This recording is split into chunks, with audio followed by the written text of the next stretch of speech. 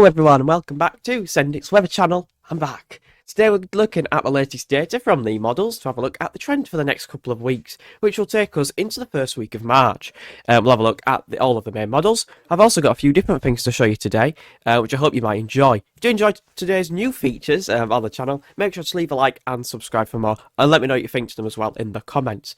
So, I'm going to start off with this new one, which is the GFS, so the GFS latest model. It shows the temperature anomalies for the next 5 days. This is showing to the 23rd of Feb. And as you can see, for much of the UK and much of Western Europe, it has to be said, is milder than average. If you look to our to Southern and Eastern Europe, it is way below average in these purple colours, which are like 10 to 12 degrees below average. I think it's a really good way of illustrating the warm air to the north and the colder air to the south, as we are bringing in winds from a typical southwesterly wind. Going to feel quite nice. If we look out to the 7 days away, so 168 hours, you can see that at this point the cooler air masses are beginning to move in with more of an Atlantic influence. Now I'll show you how that happens in a moment. I just wanted to show that off. If we have a look in the more extended range, so 10 days away, you can see that we have a bit of a split between low pressure to the north, high pressure towards our south, and winds are in from the west. Typical Atlantic-driven pattern. If we have a look at the winds at the moment from the earth.nullschool.net, which I've never really used before, you can see that we are bringing the wind in still from a chilly southeasterly wind. But again, it's turning more southerly and southwesterly. As you can see, the Atlantic is ready to return. But we'll have a look at all that in a moment. We'll have a look at the precipitation type for the next 5 days. It's looking pretty dry for the rest of Tuesday into Wednesday. Patchy cloud, but areas of sunshine though, but maybe a few areas of drizzle mixed in as well. As we move into Wednesday, a weakling weather front moves in from the Atlantic, or from the west I should say, brings an area of rain for parts of central England.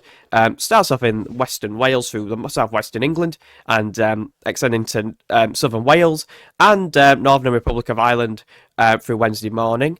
As it moves through, it weakens, but again could be some heavier spells of rain through the central belt, well, central England and the North Midlands and eastern Midlands as well, into like Lincolnshire, for example, as well. Few areas of patchy rain in the northwest of England as well. And then Republic of Ireland, southern parts of Republic of Ireland, seeing some quite heavy rainfall. Let's move through. The big area of rain is moving in with with the winds turning more southwesterly, so milder air is moving in, and along bringing in the milder air, we have a weather front bringing in quite heavy rain to central England and northern England as well. Could be some quite heavy torrential rain for northern England, indicated by the UKV. Central England, northern England, and the West Midlands could see some very heavy rainfall as the transition between colder to milder air takes place. No snow expected either, because it's just a straight transition from colder or cooler air to milder air. There you can see plenty of rain, could be quite heavy, could be a few warnings in places, especially through northern England to southern Scotland, with some squally showers moving through. Wouldn't even be surprised if you see a few rumbles of thunder mixed into these, because they're quite heavy showers, quite convective I'd say as well. Then we have another area of low pressure moving in, an area of pressure, weaker pressure moving in from the Atlantic, bringing more rain. It does weaken up against the block, and then it goes quite wet and windy. It turns dry over the weekend. The weekend doesn't look too bad. Looks quite sunny as well. So the theme through Thursday and Friday is for it to be mild, but again, there could be some wet conditions around, showery rain around. Saturday looks quite dry besides the afternoon. Could be some patchy rain, patchy showers around, hit and miss showers in places. Then into Sunday, you can see a big area of rain is moving in from off the Atlantic, and it's ready to return the Atlantic onslaught. So, move on to the main models to see what they are showing for the next couple of weeks. Start with the GFS. So at the moment we have, I'm going to change that actually.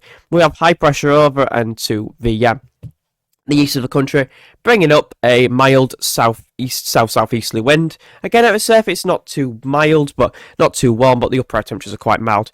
As we go into the end of this week, winds turn more southwesterly, returning some very mild air, which could produce temperatures into the mid-teens for the south and southeast. Most areas will feel quite pleasant, however. And then into next week, you can see the weekend looks quite nice with wind from the southwest. However, there could be quite a few showers around. Same as with Thursday and Friday. Most unsettled in the north and the west, so I expect some heavy rain in the north and the west, extending into central England. Into Sunday into Monday, the Atlantic returns with the winds in from the west. Cooler, but again not cold, and more unsettled. We do get like cooler air masses moving in. You can see the -5 lines in at times, but again, it's nothing too extreme or major. Low pressure's running across the Atlantic, turning very unsettled, quite stormy towards the 1st of March. That would be a brilliant way to start spring, wouldn't it? First day of March, and we're into Atlantic-driven wet conditions for the north. Winds turn into the north as that low pressure moves away to our east slightly before it returns over the top of the country. And it's pretty unsettled and cool. Not cold, but winds in from the north-northwest at times. And it looks very unsettled, especially in the north. Pretty Atlantic-driven. If you have a look at the GEM next, this is the midnight run. Again, high pressure's over and just to our east. Bringing in the wind from the southwest, looking pretty mild. We'll have a look at the expected temperatures in a moment. Pretty mild. We just keep the Atlantic onslaught going on, though, from the 24th onwards. With winds in from the west.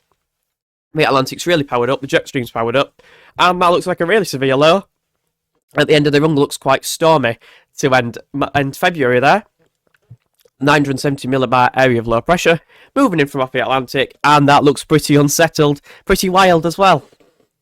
Now, if we have a look at the 2 metre temperatures with the GM, which isn't the greatest model, but yeah, we'll have a look. 13 and 14 degrees in the south and southeast there. Could even reach 15 or 16 because it's a lower resolution model. Something to watch out for though. And then we have a look at the ECM model finally, and we'll have a look at the midnight run.